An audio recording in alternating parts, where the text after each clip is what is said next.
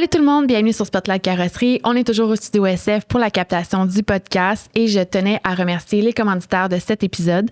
Merci à Technocombustion GMS, expert en sinistre sur les chambres à peinture depuis plus de 30 ans.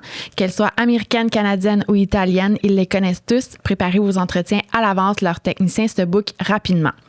Merci à Pièces Auto Hatpack, la première entreprise québécoise à importer des pièces de carrosserie neuves dites similaires. Si vous avez besoin d'une pièce certifiée CAPA ou non, je vous invite à aller consulter leur site Internet ou à communiquer avec eux au 1-800-363-9339. En cette période d'incertitude gouvernementale, on priorise les aliments avec le logo « Les aliments du Québec ». Pour Pièces Auto Hatpack, on pourrait faire pareil, les prioriser et mettre les logos « Les entreprises du Québec ». Unipièce, merci à Unipièce OIM, courtier en pièces d'origine. Unipièce est une équipe de courtiers en pièces d'origine qui parcourt la province pour représenter plusieurs concessionnaires auprès des carrossiers. Ils soutiennent les carrossiers de nombreuses façons, que ce soit pour la recherche de pièces BO, les services de livraison d'urgence, la négociation d'escompte et bien plus encore. Je vous invite à consulter leur site Internet pour découvrir tous les services et pour les contacter directement. Pour finir, je vous invite, si ce n'est pas déjà fait, à vous abonner à l'infolettre du magazine L'Autosphère où prochainement seront publiés les articles du podcast et plus encore. Vous pourrez être à l'affût de ce qui se passe dans notre magnifique industrie. Et si jamais vous êtes intéressé à commanditer le podcast ou à venir faire une captation, n'hésitez pas, contactez-moi. Il reste la place pour cette année. Sinon, on regardera là, pour l'année prochaine si jamais vous préférez. Bien sûr, je vais mettre tous les liens des commanditaires là, sous la description de cette vidéo. Aujourd'hui, j'ai la chance de pouvoir faire le podcast avec un homme qui a le cœur gros comme la terre, un homme de carrière qui sait reconnaître l'importance de l'être humain dans chacun des gens qu'il côtoie. Il est président de l'entreprise Les Entrepôts AB, Monsieur Patrick Bertrand. Bonjour Patrick, comment ça va? Ça va très bien, toi? Oui, merci, ça va bien. On commence toujours par le début. Donc, oui. Comment ça a commencé pour toi? Pour moi, ça a commencé, c'est une longue histoire, c'est une histoire qui date il y a 46 ans, en 1979. L'entreprise a été fondée par mon père. Okay. Moi, j'avais 9 ans, donc j'étais déjà en mode travail. Moi, je travaillais depuis que j'avais 8 ans, donc j'avais déjà été coaché par mon père pour travailler, ramasser des sous. Et mon père, initialement, il était dans les fruits et légumes. Okay. Donc, il n'était pas du tout dans le domaine automobile. Et moi, j'ai vu mon père se lever à 2-3 heures du matin, dans le fond, toute ma jeunesse. Ouais. Je l'attendais le soir. Il revenait à 9-10 heures le soir. Puis je l'attendais avant d'aller dormir pour pouvoir le voir parce qu'il travaillait vraiment 6-7 jours par semaine. Puis c'était pas des 6-7 jours de 8 heures, c'était des 12 heures et plus. Donc, il a fait ça longtemps. Il a aimé ça. Il a fait un peu de sous, mais tu sais, c'était pas facile dans les fruits et légumes. Puis, il y avait le concept d'aller livrer les fruits et légumes dans les maisons. Okay. Donc, il avait son camion et il prenait les commandes, il faisait du porte-à-porte et il allait porter les fruits et légumes dans les maisons. Puis, à un moment donné, il s'est tanné de ça. C'était beaucoup d'ouvrages, puis c'était pas si lucratif que ça. Mm-hmm. Et il y avait 10 000 qu'il avait ramassé avec toutes ces années de travail-là. Puis, il a dit à ma mère, écoute, je sais pas qu'est-ce que je vais faire, mais j'ai 10 000 puis on va voir ce que la vie va nous mener. Mon père, c'est un vendeur né, c'est un travaillant, c'est une personne, mon père, qui était très humain, il était capable d'échanger avec tout le monde, les gens l'aimaient beaucoup. Puis, de fil en aiguille, il s'est mis à acheter des lots de produits, toutes sortes de lots de produits qu'il revendait à gauche, à droite. Il a même fait des marchés aux puces, tu sais, il y avait ça dans lui. Ouais, c'est ça. Donc, il achetait des lots de produits, il revendait ça, où il pouvait les vendre. Puis, à un moment donné, c'est bien spécial parce que c'est là qu'il s'est ramassé dans la carrosserie puis dans l'automobile, c'est qu'il a acheté un lot de papier sablé. Je me souviens encore, moi, j'étais petit. Et ce monsieur-là, c'était un Italien, il était venu avec un vieux pick-up. C'était rempli de papier sablé, une montagne. On avait tout débarqué ça, on avait mis ça dans le sous-sol parce que, dans le fond, notre place d'affaires, c'était le sous-sol de la maison familiale. Puis là, j'avais tout placé ça avec mon père. Puis là, il m'avait dit, Pat, on va faire une bonne passe avec ça. T'sais, parce que mon père, il était tout le temps enthousiaste. Il était toujours positif. Puis là, il s'était mis à aller dans les carrosseries pour vendre le papier sablé. Puis le monde partait à rire parce que c'était du papier sablé pour le bois. Fait que ça ne connaissait pas ça du tout.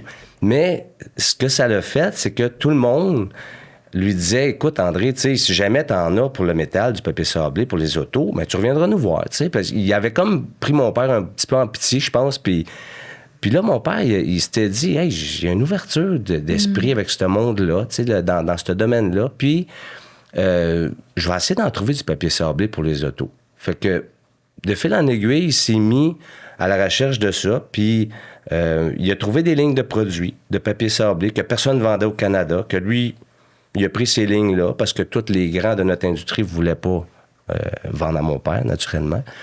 Fait que, il a pris des lignes que personne ne connaissait, commencé à vendre ça d'un garage, puis ça marchait. Il y avait un bon succès.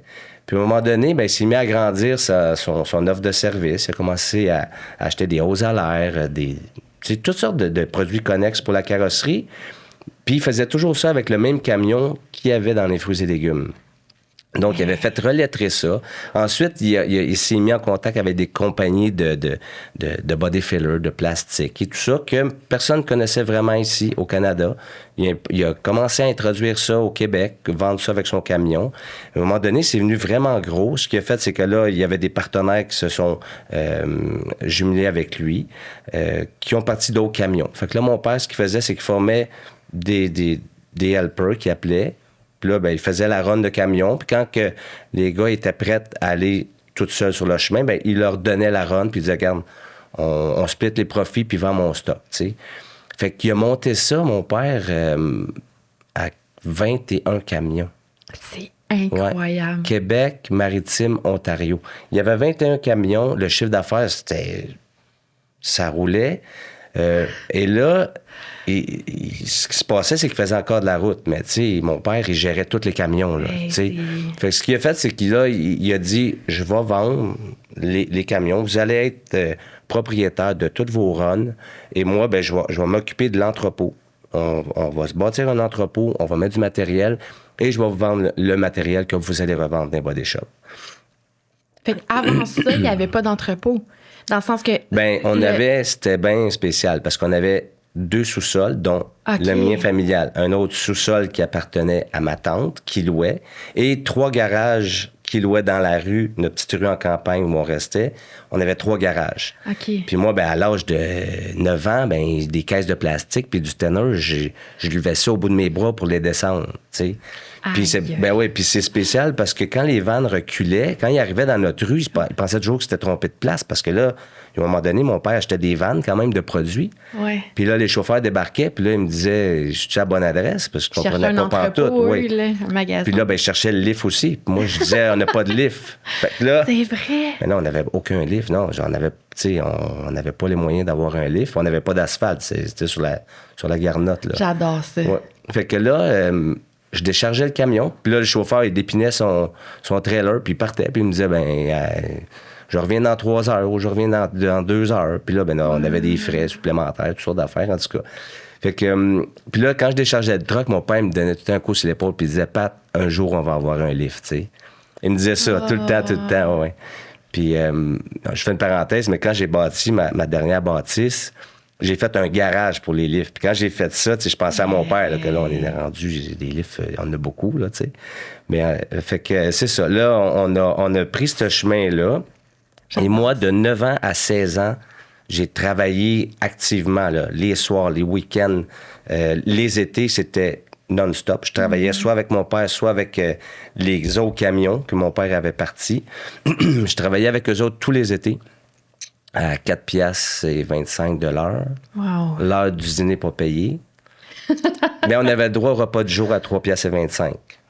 Ça, c'était inclus dans mon forfait.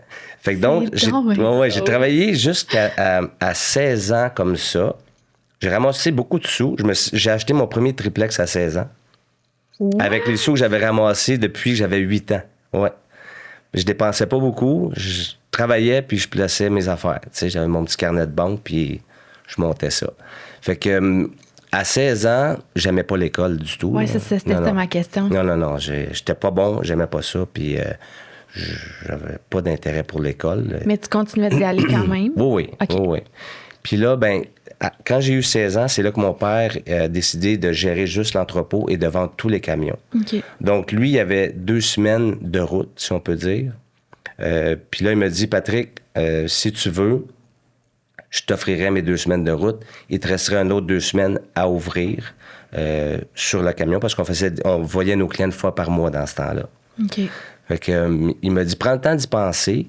Puis si tu veux, ben tu aurais ça, puis tu aurais un partenaire, parce que moi, j'avais 35 de cette entreprise-là, puis mon partenaire avait 65 Puis il dit, tu aurais ce partenaire-là, qui est encore avec nous, d'ailleurs, aujourd'hui, dans l'entreprise. Wow. Puis il m'a dit, vous pourriez avoir votre run à vous, tu sais. Ben, j'ai dit, je ne prendrai pas des semaines pour y penser. Si oui, puis je suis arrivé le lendemain à l'école, puis j'ai dit, moi, c'est ma dernière semaine, je reviens plus ici. Fait que je me suis lancé là-dedans, puis mon père m'avait dit, écoute, Patrick, tu sais, tu vas voir, là, fais-toi-en pas, là, ça peut réduire de moitié, tu sais, quand un nouveau vendeur qui passe, puis tout ça, puis là, tu as 2 semaines à trouver de clientèle. On avait tout ouvert l'Estrie, dans le fond, on avait tout ouvert Sherbrooke, tous ces territoires-là. C'est tout moi puis Jean-Paul qui a ouvert ces territoires-là. Puis écoute, on a explosé, là, les ventes, là, on était numéro 1 tout le long. Wow! Ah ouais, c'était fou, là. Mon père, j'arrivais le soir, puis il venait me voir, puis comment ça a été, puis là, il me posait des questions sur ses anciens clients. T'avais 16 ans? Ouais, j'avais 16 ans, puis j'étais à mon compte, ouais. C'est fou, là! Ouais, mais aujourd'hui, j'y repense, puis oui, je me dis, tabarouette... Tu sais, t'étais sérieux rapidement dans la vie, là. Ouais. Ton père a dû triper, là. Oui, il était fier de moi, oui. Ben oui. Ouais, je suis pas gêné de le dire. Puis j'étais travaillant, puis... Je rapportais de l'argent aussi. Tu sais, moi, j'achetais mes produits de lui, là, tu sais. Fait qu'il faisait de l'argent avec son gars, là, tu sais. Fait que c'était bien correct. Puis ensuite, quand j'ai eu 21 ans, j'ai fait ça 5 ans, là, il me demandait de venir avec lui dans l'entrepôt. Il voulait que je vende mon 35 d'actions dans ma compagnie que j'avais de distribution avec le camion. Puis là, il m'a dit, Patrick, il faut que tu viennes. Tu sais, j'aimerais ça que tu sois avec moi, puis tout ça. Puis moi, je voulais pas. Là. On s'est même chicanés ensemble. Ah ouais, moi, j'étais impossible de travailler dans des bureaux. Je me voyais pas. Tous mes clients, c'était mes amis. Là. C'était comme ma vie, là, tu sais. Mais là, il voulait que tu ailles à l'entrepôt pour lui donner de l'aide pour lui donner de l'aide, oui, c'est ça. Tu sais, commencer à connaître les fournisseurs, commencer à placer des commandes, commencer à faire de la négociation avec des fournisseurs. Dans l'entrepôt aussi, j'ai travaillé aussi dans l'entrepôt. Dans le fond, j'ai fait toutes les postes j'ai toutes fait les postes dans la compagnie. Et là, ben, j'ai fini par accepter parce que là, moi, je lui disais, écoute, je fais quand même beaucoup de sous, ça va bien. Puis, fait que là, il m'avait dit, écoute, je vais m'arranger, puis tu seras pas perdant. Fait que là, j'ai accepté. Puis finalement, j'ai aimé ça. Je voyais pas les journées passer. Puis on avait du fun à travailler. On avait une belle petite équipe. On n'était pas beaucoup. On était 8. Fait que c'était une petite équipe. Mais ça roulait, tu sais. Puis on travaillait fort. Puis c'était le fun. Moi, j'étais partout. J'étais dans l'entrepôt, les containers dehors. Puis en tout cas, j'étais partout. Puis j'étais avec lui pendant 2 ans. Puis quand j'ai eu 23 ans, il est décédé en 93. Oh my God! Ouais. Il avait quel âge? Il avait 51 ans. Oui, exactement. Puis c'était un arrêt cardiaque subite. Personne ne s'attendait à ça. Oh my God, c'est un choc. Un choc. Oh, oui, j'ai vraiment eu un choc. Puis là, à 23 ans, ben j'avais une business qu'on roulait peut-être 5 millions. T'as pas de frères, sœurs? J'ai 2 sœurs, oui. Puis eux, est-ce qu'ils étaient impliqués aussi ou c'était juste toi? Une qui était un petit peu impliquée. Les deux un peu impliqués. OK. Mais, tu sais, comment je dirais ça? La business en tant que telle, tu sais, pour le développement et pour connaître la business, il était un peu moins là, tu sais, mais il était quand même actif dans la compagnie. Fait que là, ben, j'ai dit, bon, OK. Fait que j'ai pas dormi. La nuit, j'ai pris la clé de l'entrepôt. Je suis allé là. Cette même nuit-là, puis j'ai tout ouvert les classeurs. J'ai tout regardé un fournisseur à la fois pour essayer de me comprendre là-dedans puis de me dire, bon, qu'est-ce que je fais? Ah, j'ai dû pleurer. Ouais, non, écoute, t'as 23 ans. Puis là, ben, ce qui s'est passé, c'est que tout le monde me décourageait. Tout le monde me disait, tu l'auras pas, tu seras pas capable. La compétition me donnait 2 semaines. Puis 2 personnes en particulier m'ont dit, Patrick, on l'essaye dessus, on tient la main puis on fonce. J'ai dit, moi, je suis prête, puis on va l'avoir, tu sais. Mais écoute, on t'a monté ça, là, c'était épouvantable. Là. Ça l'a grandi. Le chiffre d'affaires, on le doublait à tous les 3 ans. Là. C'était fou. Là. Fait qu'on a fait un beau travail.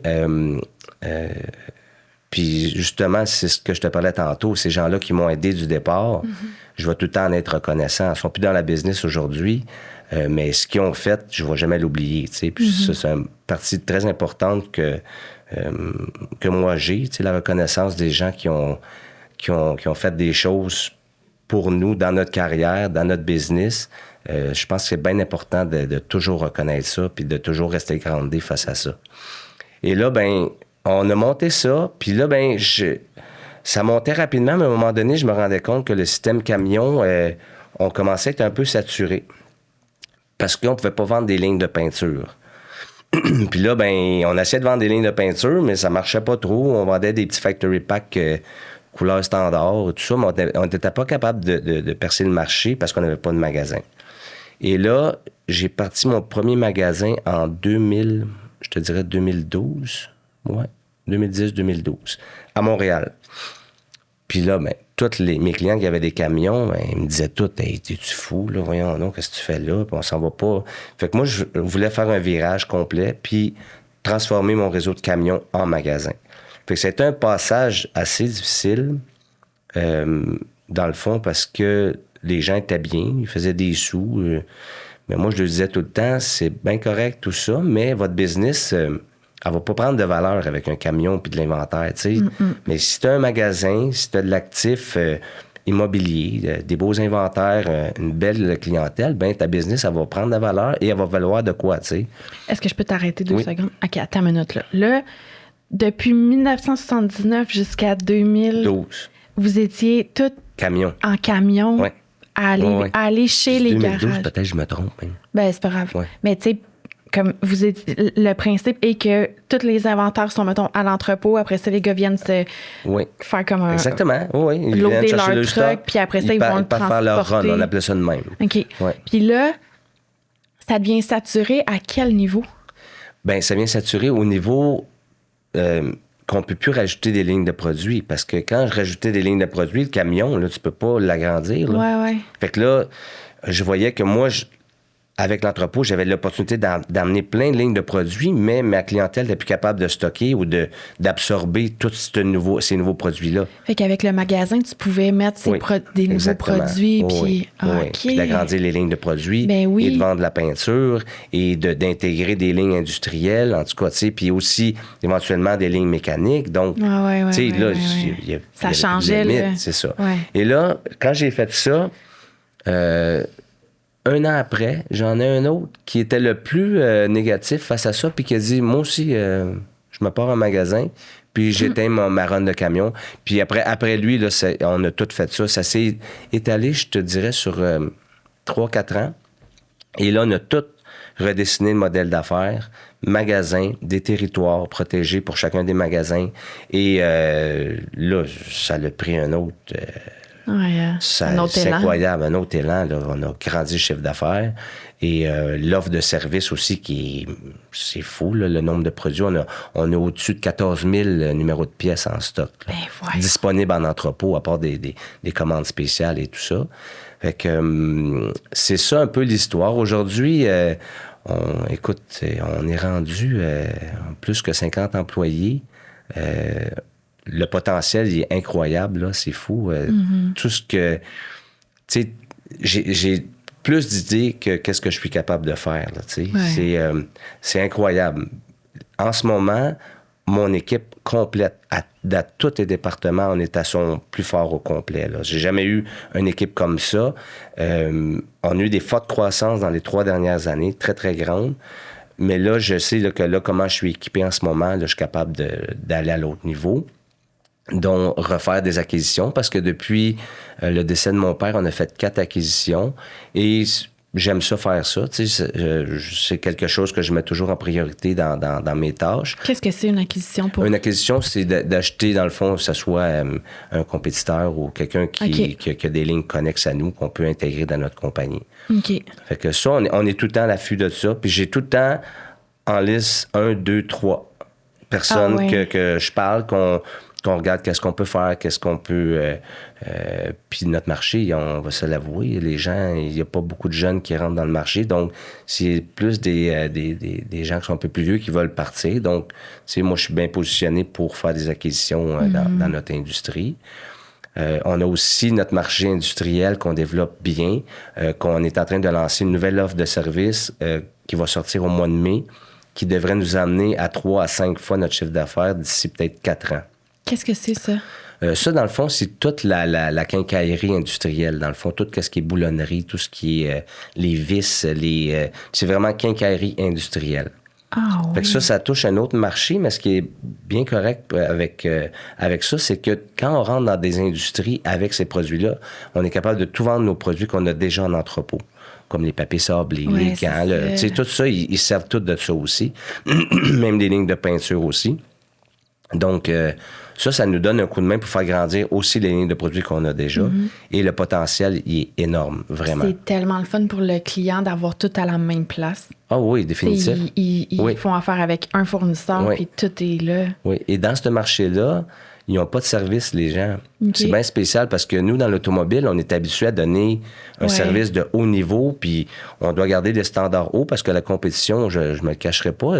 On a des bons compétiteurs qui font des bons jobs aussi, on n'est pas tout seul. Fait qu'il faut se démarquer, puis il faut en donner beaucoup. Puis dans l'industriel, je me rends compte que c'est comme dans le vide. Fait quand on rentre là, on est comme des dieux parce qu'on est habitué, nous, dans l'automobile. Fait que la croissance est vraiment plus facile à faire au niveau industriel. Je peux te poser une question? Oui. OK. Quand que tu dis que tu as l'entrepôt, le premier magasin que tu rouvres, il est où? À Montréal. À Montréal. Ouais. Après ça, là, tu dis que toutes les autres ont fait la même chose. Oui, oui. Vous vous êtes installés un peu partout au Québec? Bien, dans le fond, on y allait un peu... pas un peu, on y allait stratégiquement que si mon camion de Sherbrooke... Mais lui, il enlevait son camion, il mettait un magasin à Sherbrooke. Donc, l'autre qui était sur la Rive-Sud, il enlevait son camion, il en mettait un sur la Rive-Sud, Ottawa aussi. Donc, tous les territoires, on les aurait faits comme ça. Wow! Il y a eu un petit ménage à faire parce que des fois, avec les camions, le monde allait un peu partout, donc c'était un peu mêlé. C'est pas propre à 100% parce qu'il y a certains territoires que les gens voulaient garder des clients qui étaient dans d'autres. Donc, on a dû faire des annexes au contrat de distribution pour qu'il y ait encore ces clients-là de disponibles pour eux qui voulaient pas se départir. Donc, il y a eu des discussions, restructuration. Ça n'a pas été super facile parce que personne ne veut laisser aller ses clients. Ouais, mais un dans l'autre, tous ces gens-là ont été vraiment gagnants d'aller avec les magasins et d'avoir leur territoire à eux et d'arrêter d'aller d'un bord et de l'autre. Puis, Mais là, pour vos clients, ça changeait-tu? Ou, tu sais, dans le sens que là, c'était le livreur, mettons, la personne qui était comme propriétaire de sa run qui allait chez le carrossier. Oui. Mais là, le fait qu'il y avait le magasin, est-ce qu'il y avait quand même un service de livraison chez le réparateur? Oui. Puis souvent, longtemps, ça a été le même vendeur qui allait voir ses clients. Mais au lieu d'être avec son gros camion, il allait avec son pad de commande. Ouais. Puis ses nouveautés qu'il veut montrer. Et là, la livraison se faisait par son magasin. Donc, c'était même pour eux beaucoup plus léger. Facile aussi, là. C'est sûr et certain. Oui. Ouais. Puis là, aujourd'hui, ton day-to-day, tes tâches, ça ressemble à quoi? Tu t'occupes de quoi? Tu fais quoi? Le day-to-day, comme je te dis, je suis actif au niveau des acquisitions. Je tiens ça toujours très proche. OK. Puis, je suis impliqué beaucoup dans les achats. Je suis impliqué beaucoup dans les ventes. Dans l'administration aussi, j'ai une nouvelle personne aux opérations avec qui je suis très proche, qui m'amène à un autre niveau. C'est incroyable. Là. Oui, c'est quelqu'un d'expérience qui me donne une sécurité puis qui fait avancer la compagnie, qui fait sauver de l'argent à la compagnie, qui amène un meilleur service à mes clients. Donc, ça, je suis là-dedans aussi avec lui. Donc, je suis pas mal partout, tu sais. Mm-hmm. Aussi beaucoup sur le terrain. Ça a l'air bien drôle à dire, mais la plupart pas la plupart, tous les entrepôts de distribution, je dirais, sont pas beaucoup sur le terrain. T'sais, eux, ils font leur job d'entrepôt, de distribution. Ils envoient ça à leur magasin. Et c'est souvent les magasins qui vont sur le terrain pour aller chercher de la business. Mais nous, Entrepôt AB, on est sur le terrain, on est actif avec les carrossiers. J'ai des gens directs AB au siège social qui sont dédiés à faire du développement pour les magasins, faire du développement dans les produits alliés, dans les produits de peinture, ce que les autres entrepôts offrent pas à la clientèle de magasins. Les autres entrepôts, tout simplement, disent « Moi, je te vends le produit, puis arrange-toi pour le vendre après aux ateliers. » La plupart du temps, c'est comme ça que ça se produit ou que ça se passe.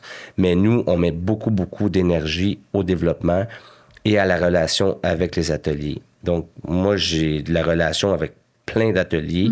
Je connais la majorité de l'industrie des carrossiers, puis j'aime ça. Je viens de ce milieu-là, on parle le même langage, j'aime vraiment ça. Puis je veux pas abandonner ça, puis je veux pas abandonner non plus ce service-là qu'on donne parce que on amène beaucoup à nos magasins. On développe beaucoup de comptes qu'on va leur donner après. Puis que ça vient, c'est nous qui l'a développé, le compte. Ou des relations, des renouvellements de contrats, que si l'entrepôt n'est pas là pour faire la relation client, souvent, et oui, ça prend les deux, ça prend la relation magasin, mais moi, je trouve que la relation entrepôt est importante aussi, vraiment.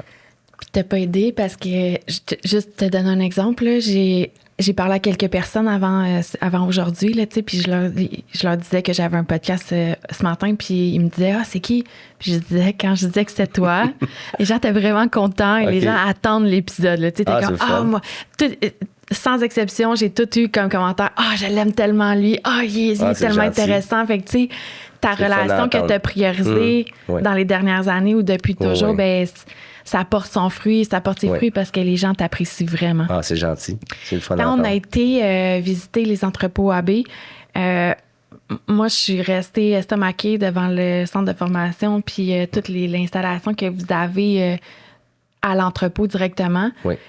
Tu sais, comment s'en est venu à se concrétiser, ce projet-là? Bien, dans le fond, quand j'étais à la bâtisse avant, sur le boulevard industriel à Blainville, on avait un centre de formation. On avait des petits prep stations qu'on pouvait shooter de la peinture puis faire des petits démos. C'était bien. Le concept était le fun, mais moi, je me disais, quand je vais déménager, je vais avoir un centre de formation avec une paint shop, un centre de coloration, un prep. Là, on a une table à frame qui s'en vient avec Spanissi. Ouais. Donc, tu sais, on va avoir vraiment un environnement comme dans une carrosserie. Puis c'est ce que je voulais. Et quand j'ai fait ça, tout le monde me traitait de fou. Puis il me disait, tu vas mettre de l'argent à l'eau avec ça. Puis c'est une place que tu vas juste pomper de l'argent, puis ça ne servira pas. Moi, je me disais, tu sais, si je veux me démarquer, si je veux aider mon industrie, mais tu sais, je me disais, je me dois de faire une petite différence. Puis j'ai investi beaucoup d'argent là-dedans, mais aujourd'hui, il est loué, je te dirais, à 60-70% du temps. Donc, c'est un revenu vraiment incroyable pour Entrepôt AB, cette location de formation-là. Et avec mes partenaires comme Sherwin-Williams, comme BASF, ils s'en servent beaucoup. On forme nos magasins, on forme les ateliers, on fait souvent des 5 à 7 et là, on monte nos produits. Et c'est pas une dépense inutile du tout. Même que c'est même pas une dépense, c'est un revenu. Fait que je suis bien content de l'avoir fait. Là. Puis c'est tellement avantageux pour vos partenaires. Tu sais, comme je pense à Sherwin puis BASF, qui, eux, ça leur donne accès à cet endroit-là. C'est incroyable. Là. Oui. Tu sais, les deux compagnies ont leur carte d'accès. Tu sais, ils vont sur notre site, ils prennent du temps, puis ils viennent, tu sais, ils s'inscrivent en ligne, puis ils viennent quand ils veulent. Puis c'est comme leur maison, en fin de compte. Là, tu sais. Dis-moi, tantôt, tu m'as parlé de 50 employés. Oui. Que vous avez... À la maison mère. Non, dans le fond, c'est juste à la maison mère. On est entre 45 et 55 toujours. Mais indirectement, si je prends tout le réseau AB Express, on emploie alentour de 250 employés avec tout le réseau.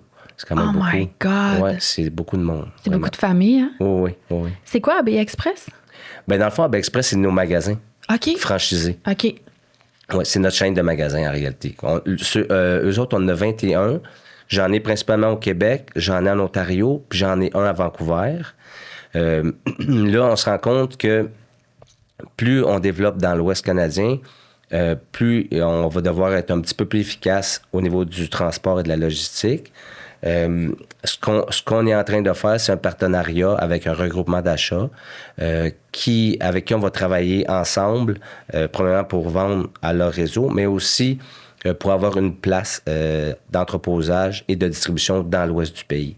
Donc ça, c'est un projet qui va sûrement se compléter d'ici l'automne.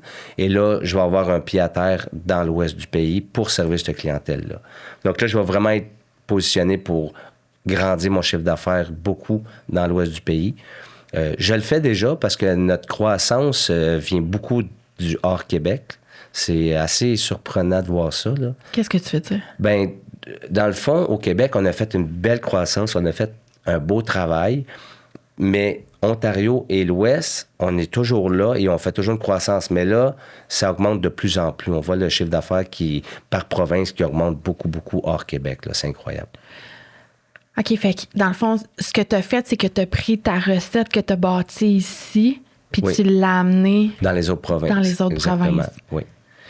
Puis c'est ce qu'on veut faire dans le sens qu'on... moi, mon objectif, c'est d'ouvrir plein d'Hub Express dans toutes les autres provinces. Quoique, maintenant, on a des distributeurs qui achètent, je te dirais, quasiment 100% chez nous, puis ils n'ont même pas la bannière AB, là. Puis c'est que chez nous qu'ils achètent, là, chaque semaine, là. Fait que, tu sais, oui, je pousse ça, mais il y a certains distributeurs qui achètent quand même tout chez nous quand même, donc j'ai pas de... Attends, j'ai 1000 questions, là. Oui. Comment t'as fait pour te rendre à Vancouver? Tu sais, comment que ça s'est fait, ça? Ah, écoute, c'est un travail qui date de loin, tu sais. J'ai eu un représentant, pauvre monsieur qui est décédé aujourd'hui, mais j'ai travaillé avec lui. Écoute, j'ai eu du fun à travailler avec ce monsieur-là. Là, et je partais sur la route avec lui, puis on riait toute la semaine, là, tu sais. Puis lui, il travaille pour une autre compagnie, puis il connaissait tous les magasins pièces d'auto qui étaient hors Québec. Okay. On faisait tout ça, l'Ontario et l'Ouest. Puis ce monsieur-là, c'était un travaillant incroyable, là. Il a donné 10-15 ans pour AB, pour moi. Puis écoute, on était capable de le suivre avec les ouvertures de comptes qu'il nous envoyait. C'était une machine. Ah ouais, il m'a ouvert des comptes incroyables. Puis ces clients-là, ben ils ont commencé tranquillement. On les a grandis, on les a visités. Ils sont venus nous rencontrer à l'entrepôt. On a établi une relation d'affaires, puis d'amitié aussi, parce que les clients, à un moment donné, c'est plus juste de la business puis de l'argent. Ça devient des amis. Et donc, ça a fait grandir beaucoup. Maintenant, on a un nouveau représentant qui fait aussi tout hors Québec, qui fait un très bon travail. Qui développe encore des nouveaux comptes, qui prend soin des comptes existants, qui les fait grandir, qui rentre nos nouvelles lignes de produits. Puis donc, on a des nouvelles lignes de produits qui s'en viennent, qu'on va voir en exclusivité pour tout le Canada avec Entrepôt AB, qui vont nous emmener à un autre niveau aussi. Là. C'est quelque chose de très, très gros. Fait que ça, c'est le fun, parce que je vois qu'il y a encore beaucoup, beaucoup de travail à faire. Là. C'est incroyable. Puis là, dans le fond, c'est que la réponse des carrosseries à Vancouver, le besoin était là. Bien, c'est plus parce que dans le fond, Entrepôt AB, je ne vends pas directement aux carrossiers. On vend aux magasins qui, eux, revendent aux carrossiers. Et les magasins, oui. Eux, ils veulent acheter vos produits. Ils veulent acheter nos produits, oui. Pour la variété de produits qu'on a, pour les inventaires qu'on a. Nous, on est à peu près à 96% stock. Là. J'ai quasiment pas de backorder, donc... Tu vas commander des fois dans d'autres entrepôts qui vont avoir beaucoup plus de backorder, que là, les stocks vont arriver par la suite. Tu sais, moi, j'ai tout le temps été pour avoir beaucoup d'inventaire sur les lignes de produits qu'on tient, puis de ne pas en manquer, puis que les clients, quand ils veulent commander, j'ai le produit. Puis là, toi, tu prends où ces produits-là? Ah, ben, c'est partout dans le monde. Hein? On achète de partout. Ah, oui. On a 280 fournisseurs. Ouais. On a une équipe d'achat maintenant. Ils sont rendus... 6 aux achats. 6, 7. Fait que ça roule, là. T'as-tu été, tu sais, mettons, voyager puis aller à, mettons, un de tes fournisseurs? Oui, j'étais allé en Espagne, j'étais allé en Italie. Il y a juste l'Asie que j'ai pas été, mais c'est sur mon ton to-do list? Oui, mon to-do, je veux vraiment y aller. Mais on a plein de fournisseurs asiatiques, ça, c'est sûr et certain. On les rencontre souvent dans des congrès, puis tout ça. On sait c'est qui. Mais tu sais, aller voir la chaîne de production, aller voir tes choses. Oui, la seule place que j'ai pas été, c'est en Asie. États-Unis, Europe, j'ai été, mais Asie, j'ai pas encore fait. Est-ce que tu sais comment ça se fait, mettons, des papiers sablés, puis oui. t'es capable de décrire vite? Ou... Ah, mais c'est tout de l'industriel, de la machinerie. Oui, c'est des rouleaux, puis avec du magnétisme qui amène le grain du papier sablé qui colle sur le papier, puis c'est quelque chose, c'est beau à voir. Ça doit être impressionnant. Ouais, même les manufacturiers de peinture, c'est très impressionnant aussi, là. Comment ça fonctionne? Ah, mais c'est toutes des grosses marmites de peinture, puis c'est pas croyable. Ah oui, mais c'est comme ça, là. Oui, carrément. Wow. Non, c'est beau à voir, oui. Mais j'en ai visité. J'ai visité plein de compagnies avec qui je fais affaire. J'ai visité plein d'autres entrepôts de distribution. Là, on en visite une autre au mois d'avril parce qu'on va mettre des nouveaux procédés en place dans l'entrepôt avec justement notre nouveau directeur des opérations. Donc là, on va voir d'autres entrepôts qui sont vraiment là, à la fine pointe pour essayer de voir comment on peut s'améliorer là aussi. Fait que, tu sais, on essaie d'être parfait à tous les niveaux, mais ce niveau d'aller visiter d'autres entrepôts-là m'a emmené aussi à... Quand j'ai bâti cet entrepôt-là, je savais où je m'en allais parce que j'ai été 3-4 ans avec des plans, là, tu sais, avant de construire celle-là. Être sûr de faire la bonne affaire exactement. Comme Puis j'ai été en voir, en visiter, puis après ça, j'ai dit, bon, là, je sais qu'est-ce que je veux, le plan est fait, puis on bâtit.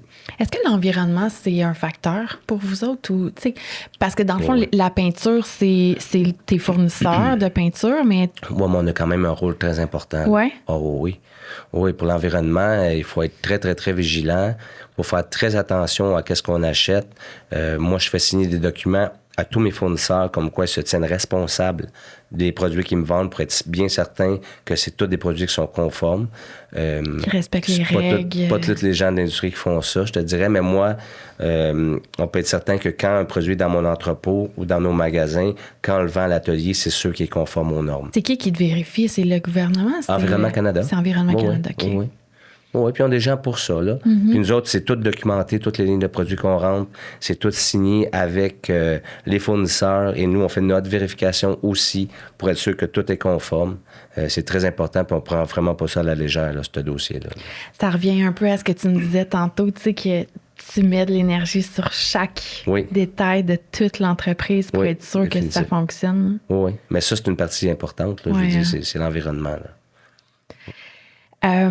Ta vision à long terme, tu m'as parlé de l'Ouest canadien. Mais la vision à long terme, je vais dire que j'ai une équipe de feu, OK?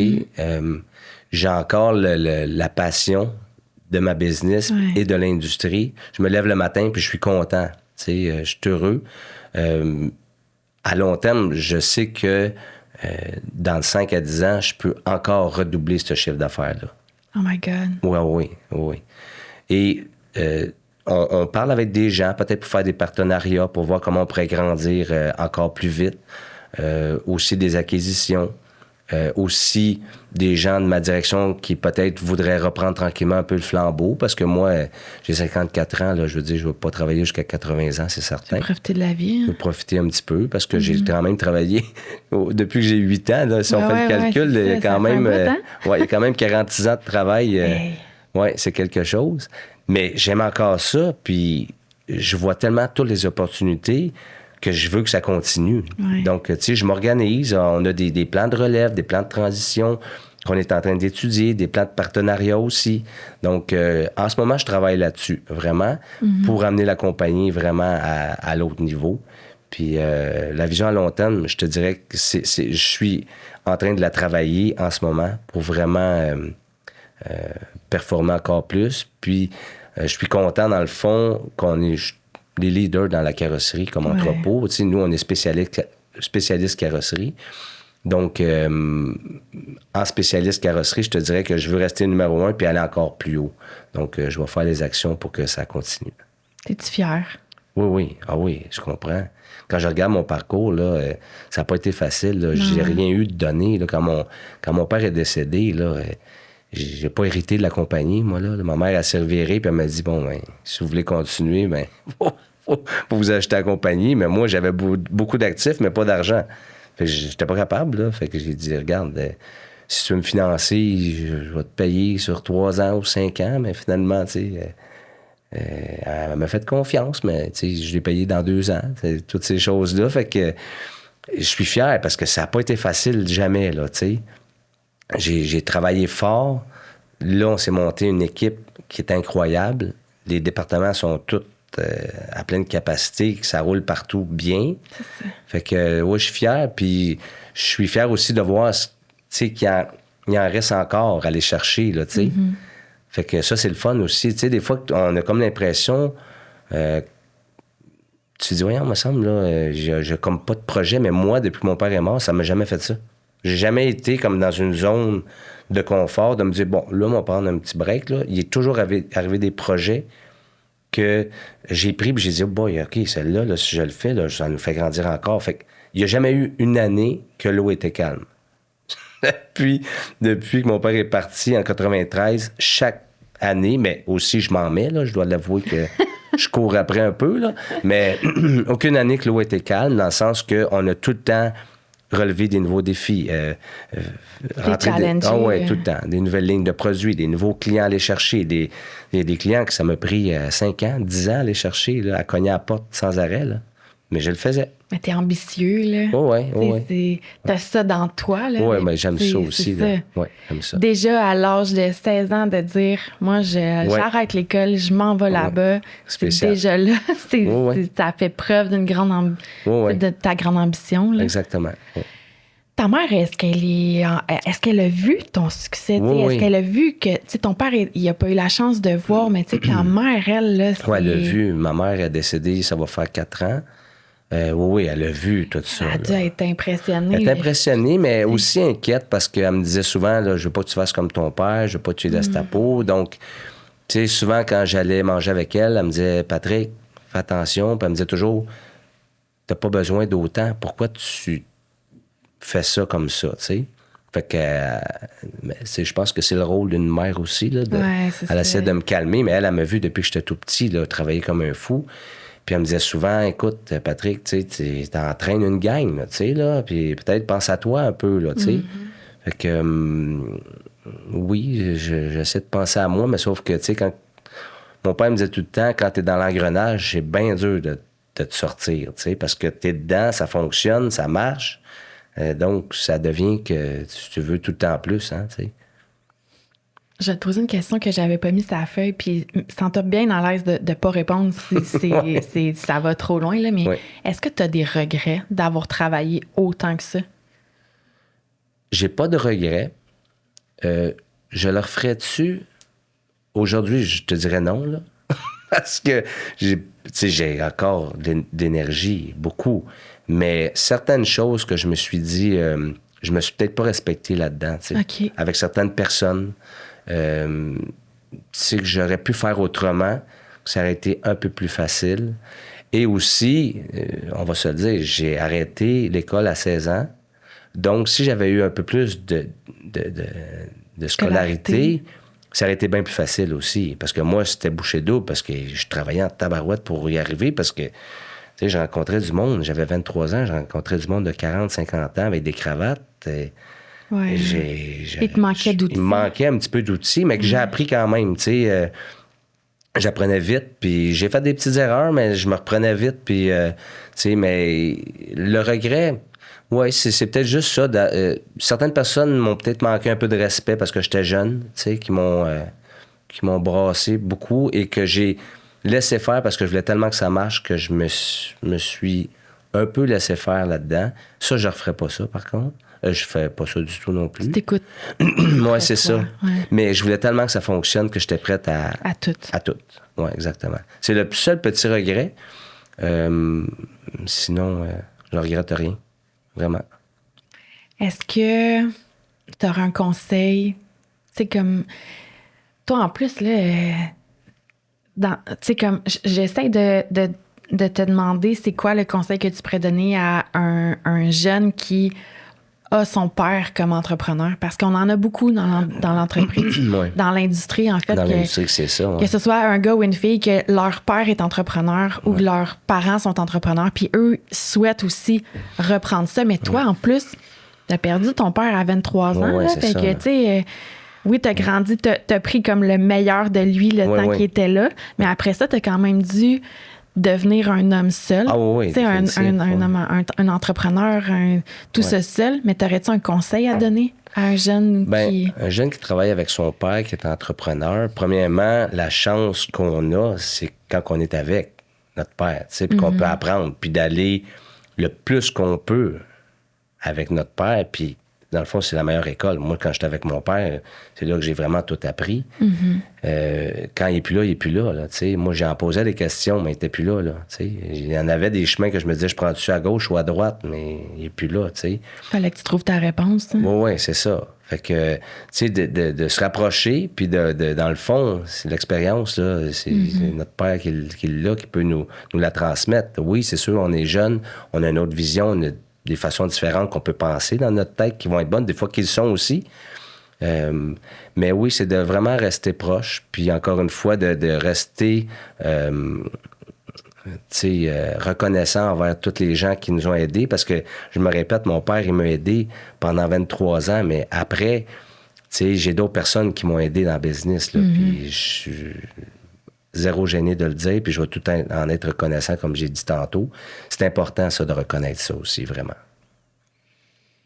Tu sais, quand tantôt t'as dit, dernière question, après ça, je te jure, j'arrête, là. Ouais. Mais tantôt, quand t'as dit, si j'avais été à l'école plus longtemps, j'aurais eu plus de scolarité. Est-ce qu'il y avait des formations que tu aurais pu suivre? Tu sais, comme une fois que tu mettons, tu travailles, tu sais, comme formation d'entrepreneuriat, de ci, de ça. Est-ce que tu penses que ça t'aurait outillé un peu? Oui, mais moi, je dirais ça. J'aimais tellement travailler. Ouais, hein? Et, tu sais, mon père m'a rapidement fait comprendre, Patrick, quand tu es vendeur, c'est toi qui décides ton salaire. Tu te lèves le lundi, puis c'est toi qui vas décider ça va être quoi ta paye le vendredi. Je l'ai compris pas mal vite, ça. À 8 ans. Oui, puis aussi, ce que ça a fait, c'est que ça a occupé mon temps. Je travaillais 60-80 heures par semaine. Oh my God. Fait que, tu sais, je pouvais pas penser à me dire, moi, prendre un cours de ci ou de ça. Et j'aimais pas ça, les cours, tu sais. Ah, c'est vrai. J'aimais pas ça. Fait que j'aurais perdu mon temps. Ensuite, quand il est décédé, là, je me disais, OK, là, il faut que je prenne des cours, mais... Puis là, j'avais tout mis sur la table, là, qu'est-ce que je devais me perfectionner. Mais j'ai jamais eu le temps. La vie va trop vite. Ah non, puis c'est parce que ça grandissait tellement vite que je peux pas mettre ce temps-là je peux pas prendre un temps d'arrêt, c'était trop rapide.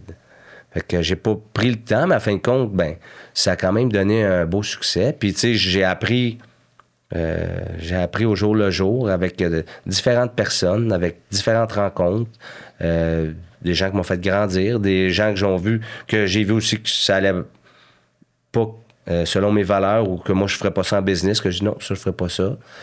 Donc j'ai appris comme ça, vraiment.